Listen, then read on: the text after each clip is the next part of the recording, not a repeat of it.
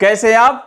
देखिए, आज फिजिक्स का एक बहुत ही इंपॉर्टेंट टॉपिक जो 11th में भी इंपॉर्टेंट है, 12th में भी इंपॉर्टेंट है और जब तक फिजिक्स पढ़ेंगे तब तक के लिए इंपॉर्टेंट है। और आज के टॉपिक का नाम है स्केलर प्रोडक्ट ऑफ वेक्टर्स। देखिए, इससे पहले हमने लेक्चर में दो वेक्टर को प्लस कैसे करेंगे बताया है, दो वेक्टर को सब्सट्रैक्ट कैसे करेंगे बताया है, और आज हम बताएंगे दो वेक्टर को हम मल्टीप्लाई कैसे करेंगे। तो वेक्टर को मल्टीप्लाई करने का दो तरीका है। एक है स्केलर प्रोडक्ट ऑफ वेक्टर, जिसमें हमने कहा मान लीजिए कि वेक्टर ए है और वेक्टर बी है, दोनों vector in the plane of whiteboard हैं, उनके बीच का एंगल थीटा है। हमने लिखा A dot B, vector A dot vector B. ये दो वेक्टर के स्केलर प्रोडक्ट को लिखने का तरीका है। A dot B means what? Vector A और बी का scalar product, that is equal to modulus of vector A modulus of vector B multiplied by cosine of angle between them. देखिए, modulus of A only magnitude of vector A, modulus of B only magnitude of vector A, cos theta pure numeral, means scalar product dot product of two vector is always scalar. अब जरा देखिए, अगर हम इसको ऐसे लिख दें b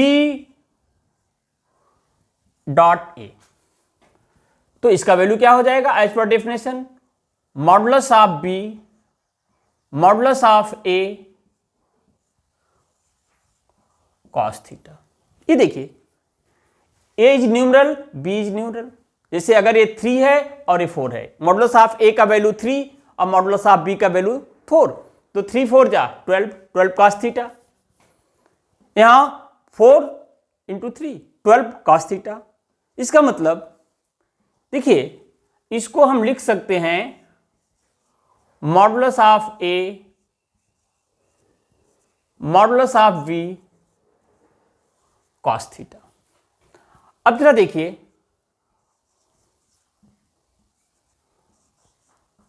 अब a हो जाएगा a डॉट बी, और ये क्या हो गया? ये बताता है dot product of two vector scalar product of two vector follow the commutative property. कौन सी प्रॉपर्टी हो गई?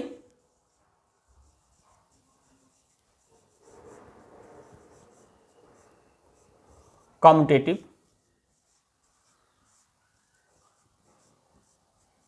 प्रॉपर्टी। तो दो बात क्लियर हुई, दो नहीं तीन बात हमने बताया कि दो वेक्टर का स्केलर प्रोडक्ट क्या होगा, फार्मूला दे दिया। दो वेक्टर का स्केलर प्रोडक्ट स्केलर होगा और कम्यूटेटिव प्रॉपर्टी को रेक्टिफाई फॉलो करेगा। इसके बाद देखिए बेटा, if A perpendicular to B, अगर ए और बी के बीच का एंगल क्या हो? 90 डिग्री हो, that is theta equal to 90 degree. Theta का वैल्यू क्या हो गया? 90 डिग्री। तो देखिए, यहां हो जाएगा cos 90। क्या हो जाएगा? cos 90, और cos 90 का वैल्यू 0 होता है। देखिए, देन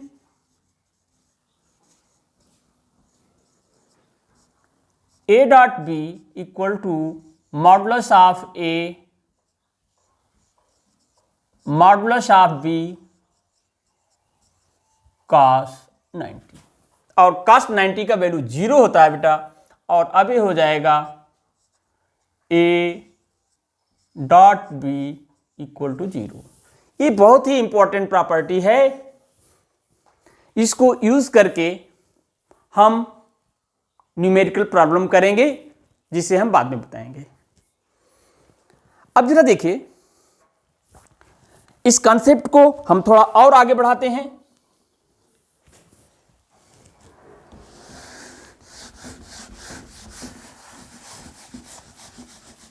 अच्छा, एक चीज और बताने के बाद तब थोड़ा हम आगे बढ़ेंगे। देखिए, हम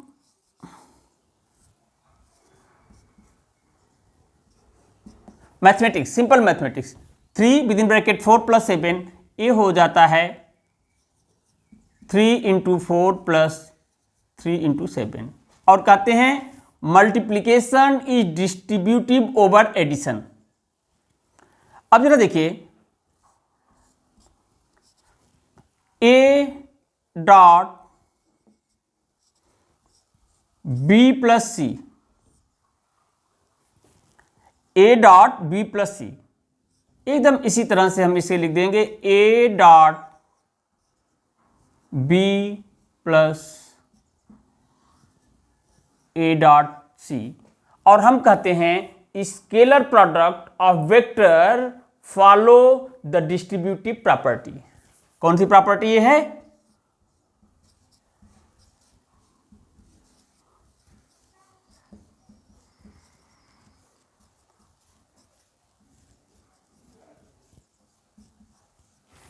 देखिए स्केलर प्रोडक्ट डिस्ट्रीब्यूटिव प्रॉपर्टी को फॉलो करता है, स्केलर प्रोडक्ट कम्यूटेटिव प्रॉपर्टी को फॉलो करता है। दो वेक्टर अगर परपेंडिकुलर हैं तो उनका स्केलर प्रोडक्ट, उनका डॉट प्रोडक्ट क्या होगा? 0 होगा।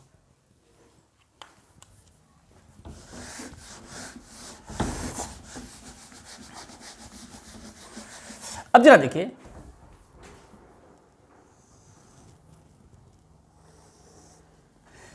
This is x axis, this is y axis and this is what? z axis. देखिए z एक्सिस का मतलब यह है, इस तरह से है। अब जरा देखिए x एक्सिस के along unit vector i cap, y axis के along unit vector j cap और z एक्सिस के along unit vector k cap. अब जरा देखिए यहां पर एक बहुत क्लियर कट हम जाने, i cap is perpendicular to j cap, j cap perpendicular to k cap and k cap is perpendicular to i cap. देखिए ये हो गया। देखिए i और j 90 डिग्री, i और k 90 डिग्री, j और k 90 डिग्री, इसका कॉन्सेप्ट हमने आपको दिया है। तो अब जरा देखिए i डॉट j, हमने बताया dot product of two vector is commutative, means what? This is equal to j dot i cap. लेकिन अभी मैंने बताया था कि अगर a perpendicular to b, theta is equal to 90 degree, there dot product is what? 0। तो i perpendicular to j, इनके बीच का एंगल 90 डिग्री, मीन्स इनका डॉट प्रोडक्ट क्या होगा? 0 होगा। j डॉट k, इनके बीच का एंगल 90 डिग्री, कम्यूटेटिव प्रॉपर्टी, और a क्या हो जाएगा? 0। k cap dot i cap equal to i cap dot k cap equal to what? 0। ये प्रॉपर्टी है, इसको देखते ही आप किसी भी समय आराम से क्वेश्चन को कर सकते हैं। अच्छा, थोड़ी सी बात को हम और आगे बढ़ाएंगे। देखिए ये वेक्टर i कैप है, अब i के पैरेलल ये भी क्या होगा? i कैप हो सकता है, इधर भी हो सकता है, क्या i कैप हो सकता है? भाई i कैप हमने कहा unit vector along x axis, तो ये भी x एक्सिस के अलोंग का यूनिट वेक्टर है, ये भी क्या x एक्सिस के अलोंग यूनिट वेक्टर है। तो अगर मैं कहूं i cap dot i cap, तो अब जरा देखिए i cap means angle between two vector in same direction is taken as 0। 11th standard you remember, आप बहुत कंफ्यूज करते हैं। Angle between two vector in same direction is 0। तो i cap सब एक ही डायरेक्शन में है, इसलिए इनके बीच का एंगल कितना होगा? 0 होगा। अब देखिए i cap modulus of i cap, modulus of i cap cos 0। i cap is unit vector, j cap is unit vector, K cap is unit vector, unit vector का मैग्नीट्यूड 1, इस यूनिट वेक्टर का magnitude 1, का 0 का value 1, 1 into 1 into 1, देखिए ये होगा 1 into 1 into 1, या मैं इस तरह से लिखूं तो ज़्यादा अच्छा होगा, और I dot I cap equal to 1, तो इसी तरह से similar J cap dot J cap, K cap dot K cap equal to what, 1। Remember, देखिए इसको याद करेंगे, समझ लिए, और समझने के बाद क्या करिए आप याद कर लीजिए, तो आपकी फिजिक्स बहुत ही आसान हो जाएगी।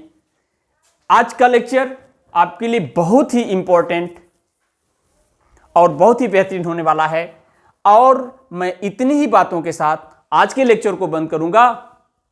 Scalar product of two vector में अभी हमें कुछ और बताना है, जो मैं कल के लेक्चर में आपको दूंगा। आप इसको वेट करिए, देखिए, इट्स ओके।